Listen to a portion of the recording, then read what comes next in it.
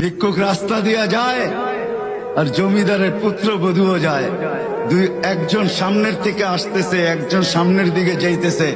দুইজনের ক্রসিং এর সময় ভিক্ষুকের গায়ের কাদা জমিদারের পুত্রবধূর গায়ে লেগে গেছে। সে দুনিয়া আন্ধার করে ফেলছে, স্বামীকে ডাইকা নিয়ে আসছে, বলছে ভিক্ষুক আমার কাপড় নষ্ট করে দিছে। সে শুধু ভিক্ষুক ছিল না, বৃদ্ধ ছিল। বৃদ্ধ ছিল না শুধু, জীর্ণ ছিল, শীর্ণ ছিল।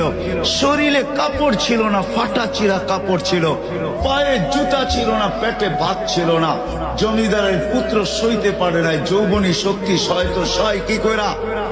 তার স্ত্রীর গায়ে ভিক্ষুকের কাদা, বস সমগ্র শক্তিকে হাতে জমা করা, একত্র করা বৃদ্ধের গালে বসায়। বৃদ্ধ কিচ্ছু বলে নাই, শুধু উপরের দিকে তাকায় দুই তিনটা শব্দ উচ্চারণ করছেন। শব্দগুলা হলো ইয়া মাল্লা